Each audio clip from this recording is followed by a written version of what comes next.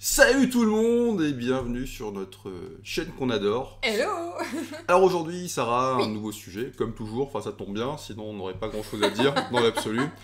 Vous êtes critiqué, bonne nouvelle. Bonne nouvelle.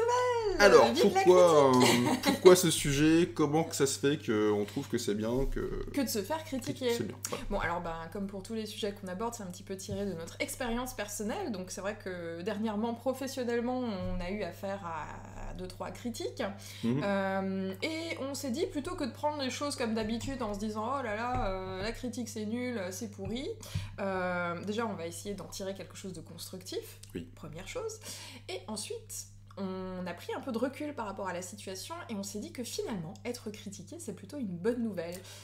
Pourquoi est-ce que c'est une bonne nouvelle? Nous allons le savoir tout de suite, incessamment sous peu. Et déjà, il faut revenir finalement à l'origine de la critique. L'origine de la critique. Une critique, c'est quoi? C'est une différence, finalement, entre le comportement qu'on juge correct et ce qu'on voit chez d'autres personnes. Mais ça. qu'est-ce qui est correct, effectivement? Ah bah c'est une bonne question.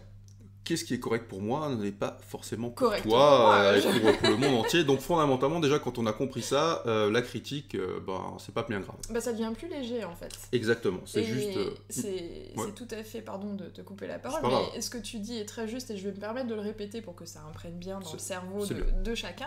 C'est que effectivement la critique, comme tu l'as très bien cité, c'est uniquement une différence entre votre échelle de valeur et l'échelle de valeur d'autres personnes autour de vous. Et quand ces échelles de valeur ne sont pas, coïncidentes, et ben du coup, il y a critique. Et pourquoi y a-t-il critique? Déjà, on s'aperçoit qu'effectivement, tu parles d'échelle de valeur, c'est-à-dire qu'on est tous identifiés par rapport à certaines compétences, certaines Façon d'être peut-être. façons d'être exactement. Et une fois qu'on sort déjà de ces façons d'être, de cette façon d'être, parce que finalement on a envie de changer, on a envie d'évoluer, on a envie de devenir une nouvelle version de nous-mêmes, qui, petite parenthèse, parce qu'on parle toujours d'évolution, de développement personnel. En fait, c'est juste redevenir ce qu'on est réellement. Et c'est-à-dire qu'on a été, on va dire, chargé d'informations, de filtres qui ne sont pas réellement nous-mêmes. Nos peurs, nos croyances limitantes. Et l'évolution, c'est quoi? C'est justement de se débarrasser de ces croyances limitantes. Et quand on commence à se débarrasser de ces croyances limitantes, quand on commence à faire un travail sur nous-mêmes, on change. Et ça, c'est cool. Mais vis-à-vis du regard d'autres personnes, ça peut être déstabilisant, voire même, elles peuvent le percevoir comme une agression. Donc ça, c'est quelque chose qui est important. Et pourquoi une agression? Parce qu'elles voient que vous ne rentrez plus dans la même sphère qu'elles-mêmes. Que leur propre échelle de valeur. Exactement. Et là, on se dit, tu n'as plus... mince, Michel, il a plus les mêmes peurs que j'avais avant, alors que justement, on pouvait débattre pendant des soirées et des soirées sur l'administration française. Par exemple. Et se dire, mais c'est quoi cette saleté d'administration française de voilà? Et se dire, mais en fait, à un moment, tu dis, ouais, finalement, ils vivent dans leur schéma. Mais Michel, tu ne peux pas dire ça. C'est juste une bande de glands. Non, en fait, finalement, c'est juste des gens qui vivent dans des cases et qui ne peuvent pas concevoir qu'on sorte de ces cases. C'est aussi simple, aussi simple que ça. D'ailleurs, si on regarde bien, la plupart des conversations mondaines, entre guillemets, tournent autour de la critique d'autrui. On a un groupuscule de personnes qui se réunissent et leur sujet de conversation principal, c'est quoi? C'est d'aller critiquer ce qui se passe chez les autres ou d'aller commenter finalement ce qui se passe dans la vie de leurs voisins, de leurs voisines. Ou du monde, etc., de présidents, d'administration, de plein de choses en fait. Oui. Et donc là, c'est déjà un premier postulat qu'il faut vraiment garder en tête, c'est justement donc se dire déjà pourquoi est-ce que finalement on est critiqué, c'est parce qu'il y a un écart entre les valeurs de la personne et les nôtres. Voilà. Est-ce que ces valeurs, elles sont justes? On n'en sait rien. C'est subjectif en fait. Parce que finalement, elles ont été construites par quoi ces valeurs? Par notre propre expérience.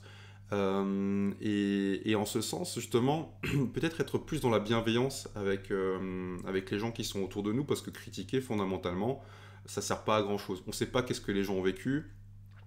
Est-ce qu'on aurait fait mieux, nous, avec le même bagage? On n'en sait strictement rien. Peut-être que ça aurait été pire. Et c'est vrai que quand on part de ce postulat, quand on se dit, ok, cette personne, elle vit des expériences. Alors effectivement, son comportement, je le trouve complètement débile. Je peux pas le valider. Mais est-ce que, avec son niveau de conscience, avec ce qu'il a vécu ou ce qu'elle a vécu, ses expériences, est-ce que j'aurais été capable de faire la même chose déjà ou mieux? C'est pas forcément sûr. Et donc finalement, se dire, ok, ben, il n'y a plus de critique finalement nécessaire, il y a juste un constat. Ok, ben, il a un réveil émotionnel par rapport à ça, il va s'énerver par rapport à telle personne ou par rapport à telle situation, il a tel et tel postulat par rapport à telle et telle situation et telle personne. Ok, c'est son expérience de vie et en ce sens, il y a fondamentalement rien de grave. Mais on va quand même revenir à nos moutons. Oui, tout à fait. En fait, pourquoi est-ce que critiquer est une bonne nouvelle finalement? Oui. À réfléchir sur l'expérience qu'on a vécue, on s'est dit, si on est critiqué, surtout par des personnes qu'on ne connaît ni d'Adam ni d'Ève, c'est une excellente chose. Ça veut dire qu'on commence finalement à toucher certaines personnes, que ces personnes réfléchissent à ce qu'on propose, à ce qu'on dit, et c'est pareil pour vous en fait. Lorsque des personnes commencent à vous critiquer, c'est tout simplement parce que vous cessez d'être un mouton. Vous cessez de rentrer dans les cadres traditionnels des choses et vous vous découvrez finalement en tant que la véritable personne que vous êtes. On met en mal finalement leur schéma de pensée. On met à mal leur schéma de pensée. Et c'est là où finalement il y a une espèce d'agression qui se fait. C'est pour ça qu'on disait tout à l'heure c'est subjectif, et ce que tu dis est très intéressant en fait. Merci, c'est gentil. L'idée de se dire ok je suis critiqué, donc déjà faut pas le prendre comme quelque chose de négatif, mais plutôt voir ce qu'il y a derrière qu'on peut tirer de positif. Et ensuite la critique d'autrui, ce n'est que le fait que vous ayez, sans le vouloir, réveiller une blessure chez cette personne. Mais je pense que tu as envie de nous en dire plus à ce sujet. Non. Ah, fin de la vidéo, merci, au revoir. Non, mais tu t'étais lancé, j'ai beaucoup parlé, donc la parité... Je vais poursuivre. Voilà. Je vais poursuivre. Donc l'idée, c'est de se dire, ok, si cette personne réagit de manière aussi virulente, parfois même de façon violente, parce que les propos peuvent être, on va dire, violents, c'est tout simplement que sans le vouloir, vous avez réveillé chez cette personne des peurs inconscientes. Souvent, c'est la peur de l'illégitimité, ou la peur de ne pas réussir à faire ce que vous avez fait. Parce que souvent, quand on regarde les personnages un peu connus, qui ont une certaine notoriété, ce sont les personnes les plus critiquées, finalement. Et pourquoi ça? Déjà parce qu'elles sont plus visibles, ça c'est une première chose, mais pourquoi aussi? Parce qu'elles ont osé faire des choses que d'autres personnes n'auraient jamais osé faire. Or, le plus grand regret finalement chez les êtres humains, et c'est ce qu'on constate au moment finalement de l'approche de la fin de vie, c'est les regrets qu'ils ont de ne jamais avoir osé faire telle ou telle chose. Donc quand les personnes qui ont ces peurs-là voient d'autres traverser ces peurs, les prendre en charge, les surpasser, tout d'un coup pour eux ça devient comme si... C'est un miroir en fait. Voilà, c'est un miroir. On a appuyé sur quelque chose qui chez eux n'est pas encore dépassé. Et la solution de facilité, finalement, pour ces personnes, c'est d'aller critiquer ce que vous faites. Pourquoi? Tout simplement parce qu'elles ont peur. Moi, je pense que... Qu'en penses-tu? Moi, je suis tout à fait d'accord. Je trouve que je bois tes paroles, comme toujours. Non, mais c'est vrai que c'est exactement ça. Et je pense que déjà, d'en avoir conscience, ça met vraiment les choses en perspective. C'est-à-dire que plutôt que d'être dans la réaction émotionnelle en se disant « Punaise, mais les enfoirés, ils ont osé critiquer ce qu'on fait », c'est un autre postulat, c'est se dire... Ok, qu'est-ce que finalement j'ai réveillé en eux pour qu'ils puissent en arriver à dire des choses comme ça? On voit beaucoup de choses aussi par rapport à la religion. Oui. C'est peut-être un chemin assez intéressant à prendre. Quand on attaque des croyances, généralement les fanatiques religieux, c'est des gens qui n'ont strictement rien dans leur existence et donc qui se rattachent à quelque chose de supérieur. Je veux dire, c'est ce qu'on oui, mon Dieu, Dieu est tout en fait. C'est l'espoir suprême. C'est l'espoir suprême parce que finalement leur vie est tellement insignifiante que derrière il n'y a rien. Et donc, que quelqu'un ose faire une caricature par exemple sur un religieux ou oser blasphémer entre parenthèses. Ou démonter leurs croyances. Pour eux, c'est intolérable. Et c'est là où finalement il y a aussi des excès, qui peuvent être très très violents, parce qu'on touche à leur dernière chance, en fait, finalement, à ce qui les rattache fondamentalement à l'existence. Et c'est aussi important de le comprendre. Alors nous, c'est vrai que quand on parle, on est beaucoup dans oui, il faut comprendre. Vous comprenez ce que vous voulez. À un moment déjà, on a envie de comprendre ce qu'on veut comprendre, et à un moment, on a envie de mettre une tarte. On a envie de mettre une tarte, c'est pas plus grave fondamentalement. Mais se dire, ok, j'ai envie de mettre une tarte, mais si j'ai envie de mettre une tarte, à quoi ça me renvoie à moi en fait? Et c'est ce qui est intéressant, c'est-à-dire... Pourquoi tant de violence? C'est ça, et pourquoi est-ce que finalement, par rapport au comportement que je peux trouver désaligné par rapport à d'autres personnes, j'ai un réveil émotionnel?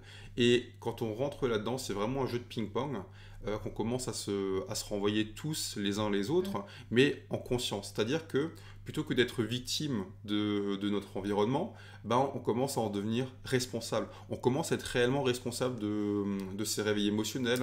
Et c'est beaucoup plus compliqué, effectivement, de se dire, ok, qu'est-ce qui est à l'intérieur de moi et qu'est-ce qui vient d'être réveillé par cette action, par ces mots, par cette situation, se dire, ok, bah là j'ai encore quelque chose à travailler. J'ai encore quelque chose à bosser, ok, ben je vais prendre un peu de temps, je vais voir comment ça fonctionne, et je vais le travailler. C'est sûr que c'est plus simple de se dire, punaise, l'autre c'est un con. Quel connard, il m'a critiqué. Je vis dans un pays de merde, avec une administration de merde, et se dire, ok, bon, ben, qu'est-ce que moi finalement... Qu'est-ce que ça réveille en moi? Qu'est-ce que ça réveille en moi? Quelle est la cloche qui vient d'être sonnée finalement à l'intérieur de moi? Ouais, et qu'est-ce que je peux en tirer de positif en fait dans Tout cette à situation. Fait. Donc, vous êtes critiqué, bonne nouvelle. Déjà, ne le prenez pas pour vous, c'est simplement un réveil émotionnel qui est chez la personne qui critique, que vous avez tout simplement agité, on va dire, sans l'avoir voulu. C'est tricky. Et deuxième chose, bonne nouvelle. Pourquoi? Parce que ça va être l'occasion pour vous, si ça réveille toutefois quelque chose en vous, de pouvoir évoluer sur ce chemin, de pouvoir comprendre pourquoi ça réveille quelque chose en vous. Et ça va vous permettre de le dépasser. Donc la critique est finalement un facteur d'évolution, comme tout ce qu'on vit. Alors là, je pense qu'il n'y a rien à rajouter. Donc, on vous embrasse, on vous remercie de nous suivre. N'oubliez pas de vous abonner à notre chaîne. De mettre un pouce sur la vidéo. C'est plutôt cool. Et si vous voulez, partager aussi. Ça peut être sympa. On vous embrasse, on vous dit rendez-vous dans quelques instants pour la vidéo numéro 30. Et, à très bientôt. Et merci de nous suivre. Bisous. Bye.